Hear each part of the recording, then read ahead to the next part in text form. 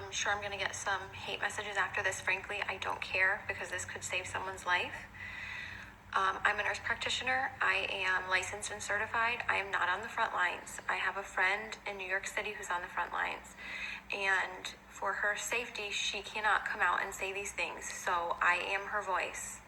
I'm not going to name names of people or hospitals for the safety of those involved.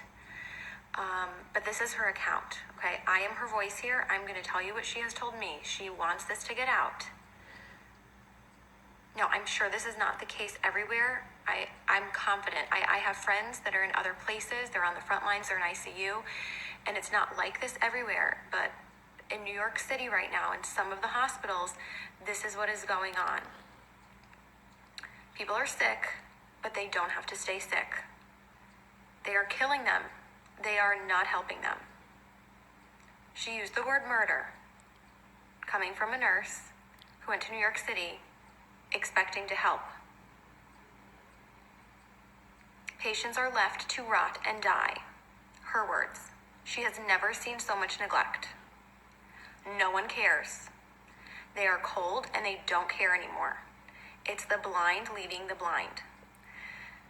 Now, a couple of weeks ago, I was on with some nurse friends of mine, and we were discussing different medications that could be used to potentially help people. Doctors who were reporting around the country that they were using a combination of medications that were helping people. People were not dying when they were on these medications. They were getting better.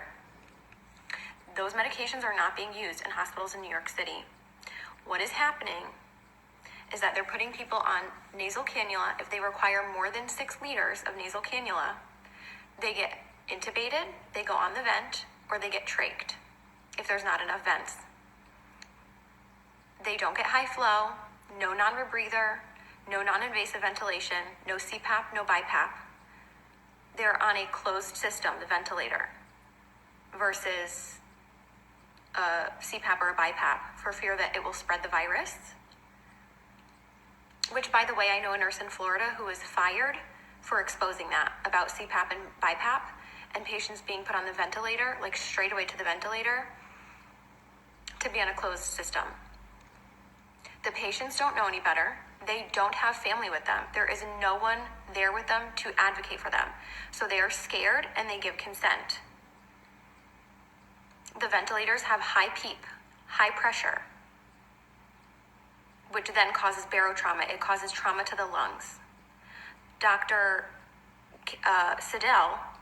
Cameron Kyle Siddell, a few weeks ago, put out a video. He's in New York City, and he put out a video saying something is not right, like we're not treating this correctly.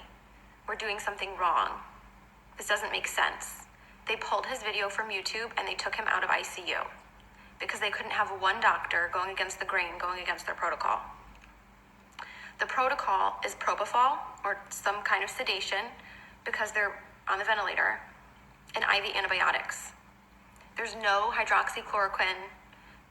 They're not using that combination with Zithromax. They're not using zinc, vitamin C, high doses of vitamins A and D. They laugh. This is what she's told me. They laugh at that. She says this is a nightmare. It's out of a horror movie, and I don't want to be a part of this. There are people who are a full code, and yet, if they crash, they're not doing compressions because it will spread the virus. Full code, not doing compressions. Family is not there. They have no one to answer to. No one is being held accountable. A code was called and no one came. So sometimes they're not even resuscitating people. Again, left to rot and die. They're not given blood because we know that the blood is not oxygenated in these COVID patients. We know that. There are doctors all around the world sounding the alarms.